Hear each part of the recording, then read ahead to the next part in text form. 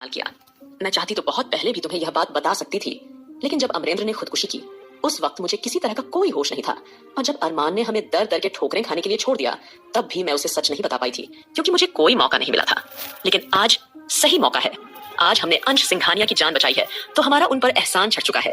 और अगर इस वीक मोमेंट पर उन्हें पता चलेगा कि तुम उनके बेटे हो, तो हमें जरूर उनके घर में एंट्री मिल सकती है। तुम समझ रहे हो ना मेरी बात? वो शातिर औरत अभी भी वीर का ब्रेन वॉश करने का कोई भी मौका नहीं छोड़ रही थी। वीर पूरी तरह से टूटा हुआ सा लग रहा था।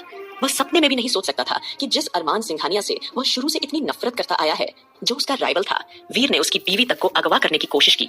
असल में वो उसी का अपना संगा भाई निकलेगा, यह बात उसे अंदर ही अंदर खाई जा रही थी। फिलहाल वह बेचैन होकर एक तरफ बैठता चला गया, लेकिन इस बार उसने अपने आंसुओं को बेरहमी से पोंछते हुए कहा, अरमान सिंघानिया ने बहुत बड़ी गलती की है, अमरेंद्र रामचंद्र को मारकर और हमसे हमारी सारी प्रॉपर्टी छीनकर।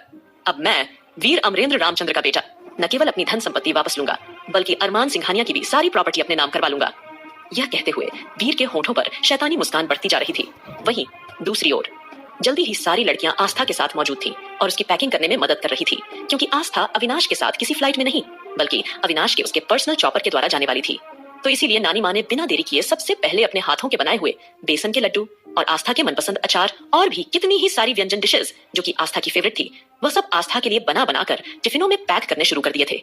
जब नानी माँ आस्था के लिए ये सब चीजें बना रही थीं, तब तक रौनक किचन पर बैठकर चटकारे लेकर सारी चीज एक एक करके खा रही थी। वहीं नानी माँ ने रौनक को चिंता से देखा। मन ही मन आह भरते हुए सोचा, अगर रौनक बिटिया यहाँ से नहीं उठी तो आस्था के साथ क्या जाएगा। रौनक तो सारा खाना यहीं खा जाएगी, क्योंकि रौनक की भूख इन दिनों कुछ ज्यादा ही बढ़ चुकी थी। फिलहाल नानी माँ ने बहाने से आहान को किचन में बुलवाया। उसके कानों में सरगोशी करते हुए धीरे से फुसफुसाई, बेटा तुम एक काम करो, रौनक को गार्डन में जाकर टहलाओ। इस हालत में टहलना भी बहुत ज्यादा जरूरी होता है। अगर ये इसी तरह से यहाँ बैठे बैठे सारा खाना खाती रहेगी तो आस्था की बिटिया के साथ ऑस्ट्रेलिया क्या जाएगा। मैं उसके दादाजी के लिए कुछ बनाकर भेजना चाहती हूँ। एंजेल बिटिया भी साथ जा रही है, उसके लिए भी मैं कुछ बनाना चाहती हूँ। स्पेशली उसने मुझसे कहा था कि उसे मेरे हाथ के बने हुए बेसन के लड्डू बहुत पसंद है, तो मैं वही उसके लिए बना रही हूँ। लेकिन जब भी कोई लड्डू बनाकर प्लेट में रखती हूँ तो रौनक बिटिया झट से चट कर जाती है। बेटा कुछ तो करो, अब तुम ही मेरी कोई मदद कर सकते हो। जैसे ही नानी ने परेशानी भरी आवाज में ये बताया, वैसे ही आहान की नजर किचन की स्लिप पर बैठी हुई रौनक पर पड़ती है। उसके एक हाथ में बेसन का लड्डू था और एक हाथ में मछली थी, और वह लगातार कभी एक बाइट बेसन के लड्डू का ले रही थी तो एक बाइट मछली का ले रही थी, और वो लगातार खाई जा रही थी। आहान ने आश्चर्य से रौनक को देखते हुए मन में सोचा, अगर ये इसी तरह से खाती रही तो मेरा बच्चा भी कहीं इसी लड्डू जैसा गोल मटोल ना हो जाए। नहीं नहीं, ऐसा नहीं हो सकता। जल्दी ही ये इमेजिन करने के बाद आहान फटाफट से रौनक ने के पास चला आया और किचन स्लिप पर बैठी हुई रौनक को उसने अपने गोद में उठा लिया। रौनक अपनी आईब्रो उचकाते हुए उसे सवालिया नजरों से घूरकर एक तक देखने लगी।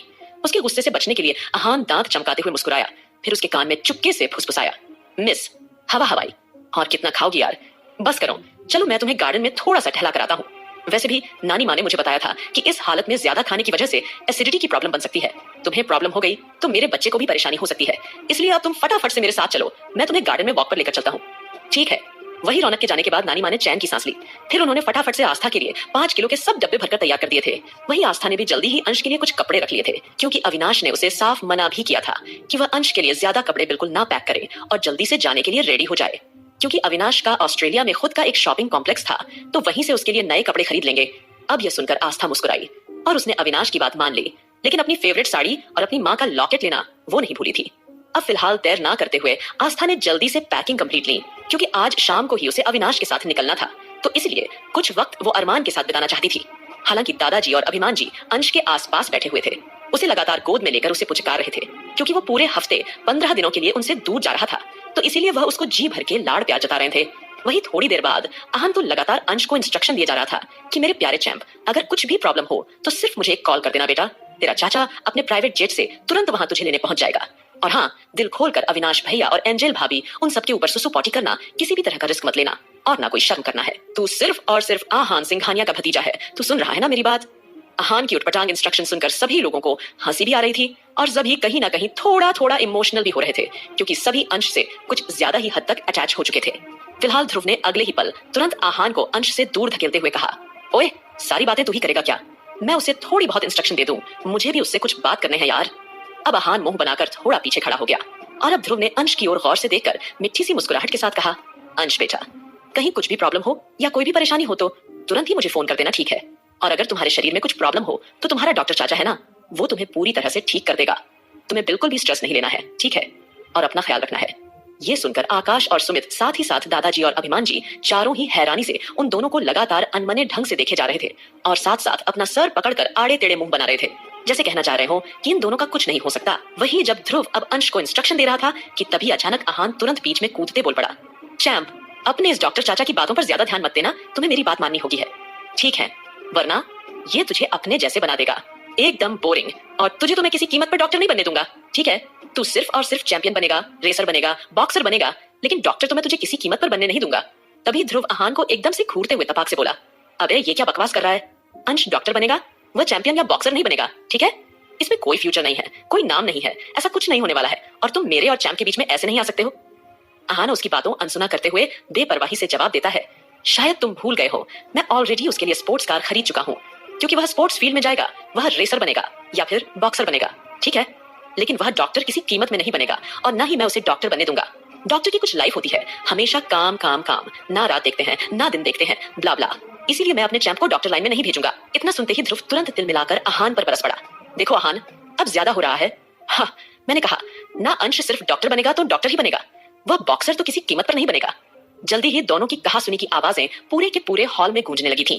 दोनों ही अब अपनी अपनी बात पर अड़े हुए थे और अंश के फ्यूचर को लेकर एक दूसरे से झगड़ने लगे। अब उन दोनों की आवाजें सुनकर किचन में काम करते हुए नानी माँ और रौनक जो अपने कमरे में आराम कर रही थी, अब फटाफट से वहां की तेज आवाजें सुनकर हड़बड़ाते हुए वह भी हॉल में आ गई।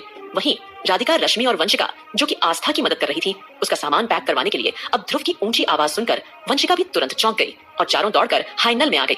वही दादाजी और अभिमान जी, साथ ही साथ सुमित और आकाश उन्हें सुलगती हुई नजरों से देखे जा रहे थे और उन्हें शांत करने की भी कोशिश कर रहे थे, लेकिन दोनों में से कोई उनकी बातें नहीं सुन रहा था। अरमान, जो कि इस वक्त अपने फोन पर कुछ जरूरी इंस्ट्रक्शन दे रहा था, अब जैसे उसे भी थोड़ा हल्ला गुल्ला करने की आवाजें सुनाई दी, वैसे ही वो भी तुरंत अगले ही पल हाई नल में आ पहुंचा और समझने की कोशिश कर रहा था कि आखिर यहाँ हो क्या रहा है, क्योंकि उस वक्त ध्रुव और आहान ने एक दूसरे का गिरेबान पकड़ा हुआ था और दोनों ही लगातार एक दूसरे की आंखों में गुस्से से एक तक देखे जा रहे थे और एक दूसरे पर चिल्ला रहे थे, डॉक्टर, रेसर। ध्रुव लगातार बोल रहा था, डॉक्टर डॉक्टर डॉक्टर। आहान भी एक ही बात दोहरा रहा था, रेसर रेसर रेसर। अब जबकि सभी वहां आ गए तो नानी माँ उन दोनों को ऐसे देखकर थोड़ा घबरा गई और उन्हें डांटने लगी, अरे ये क्या हो रहा है यहाँ पर? किस बात को लेकर बहस हो रही है तुम दोनों में? क्या हुआ है, कुछ बताओगे तुम दोनों? नानी माँ की बात सुनकर भी उन दोनों पर कोई असर नहीं आया। वही आस्था तुरंत नीचे आई और उन दोनों को झगड़ा करते हुए देखकर घबराते हुए बोली, ध्रुव जी, आहान जी, हुआ क्या है? आप लोग ये क्या कर रहे हैं? इस तरह क्यों झगड़ रहे हैं?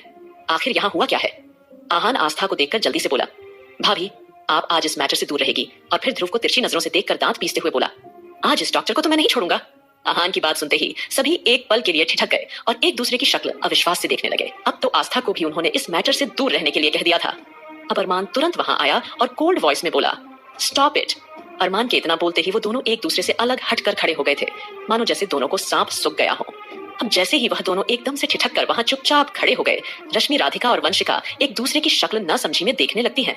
फिर अचानक वंशिका ध्रुव की ओर सवालिया नजरों से देख के घबराई आवाज में पूछती है, क्या हो गया आपको? आप इस तरह बच्चों के जैसे आहान से क्यों लड़ रहे थे? हुआ क्या था यहाँ पर? क्या कुछ बताएंगे? वंशिका की बात सुनकर ध्रुव ने मुंह फुलाते हुए जल्दी से जवाब दिया, इसी से पूछ लो। फिर वंशिका ने आहान से हिचकिचाते हुए पूछा, तुम तो कुछ बता दो, हुआ क्या था? तुम इतनी बुरी तरह से क्यों झगड़ रहे थे? अब आहान भी मुंह बनाते हुए ध्रुव की ओर देखकर फट से बोला, आप इसी से पूछ लो भाभी, आखिर यहाँ क्या हुआ था? अगर मैं कुछ बताऊंगा तो ये बोलेगा कि मैं बड़ा छड़ाकर बता रहा हूँ।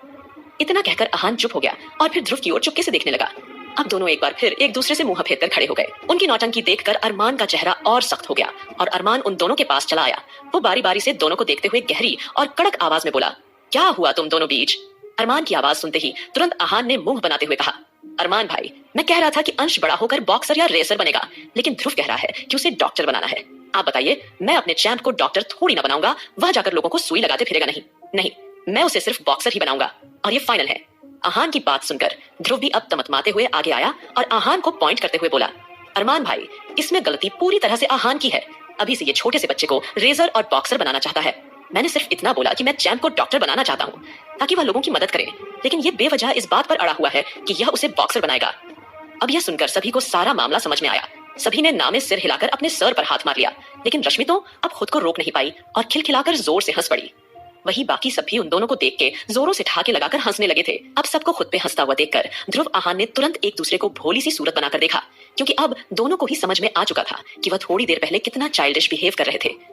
आपको क्या लगता है, क्या चल रहा था वसुंधरा के दिमाग में और आगे क्या होगा आस्था और अरमान की इस कहानी में? जानने के लिए सुनते रहिए दोस्तों।